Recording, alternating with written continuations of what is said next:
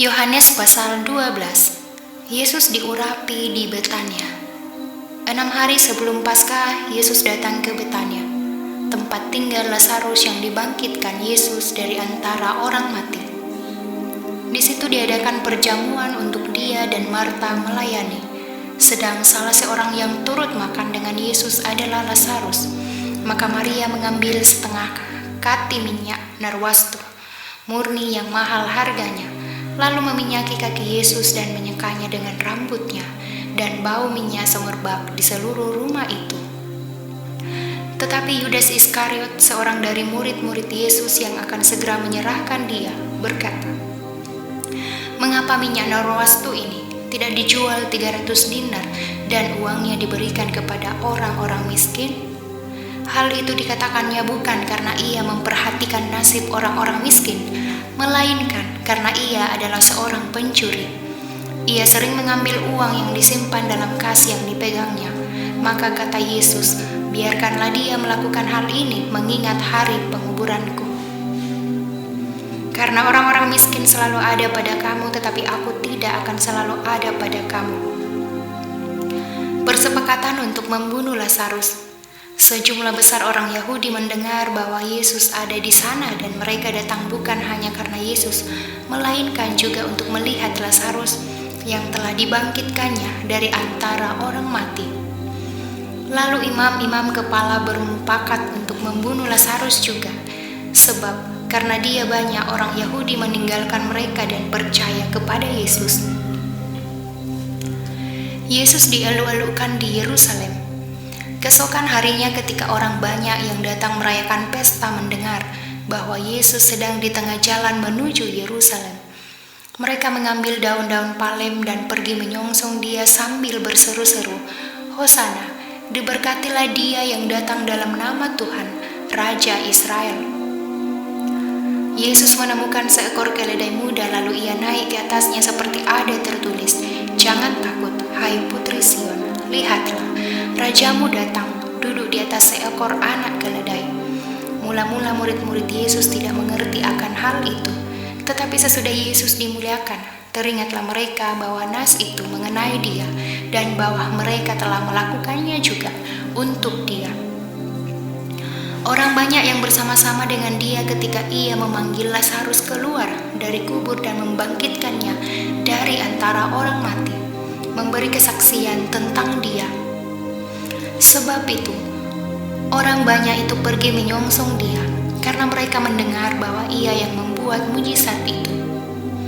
Maka kata orang-orang Farisi seorang kepada yang lain, "Kamu lihat sendiri bahwa kamu sama sekali tidak berhasil. Lihatlah, seluruh dunia datang mengikuti dia." Yesus memberitakan kematiannya. Di antara mereka yang berangkat untuk beribadah pada hari raya itu, terdapat beberapa orang Yunani. Orang-orang itu pergi kepada Filipus yang berasal dari Betsaida di Galilea, lalu berkata kepadanya, "Tuan, kami ingin bertemu dengan Yesus." Filipus pergi memberitahukan kepada Andreas. Andreas dan Filipus menyampaikannya pula kepada Yesus.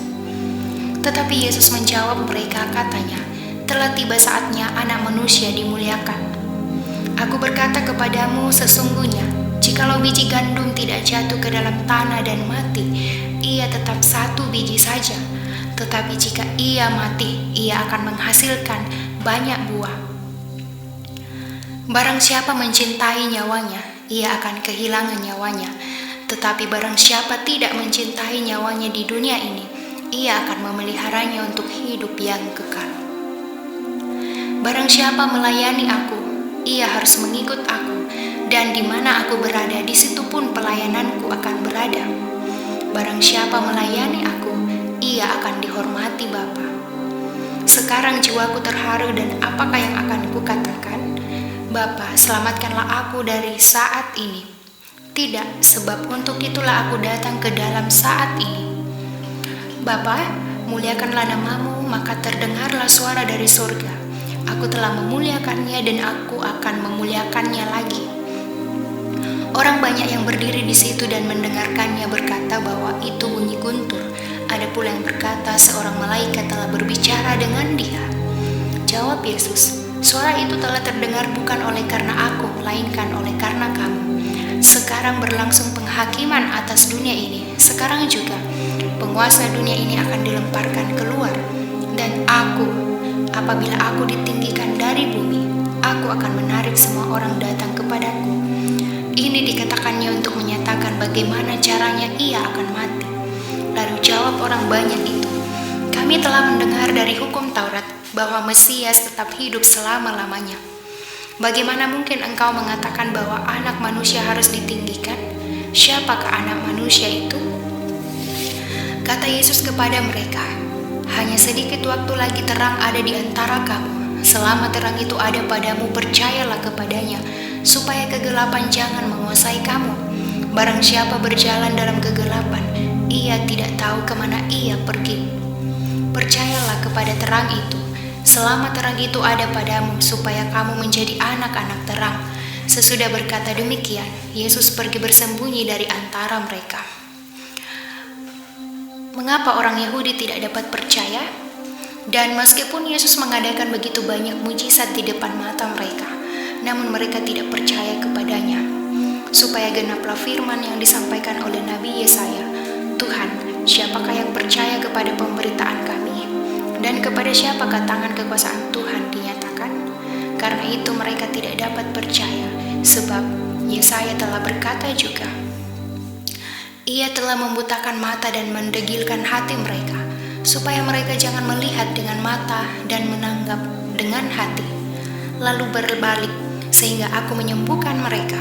Hal ini dikatakan oleh Yesaya, karena ia telah melihat kemuliaannya dan telah berkata-kata tentang dia.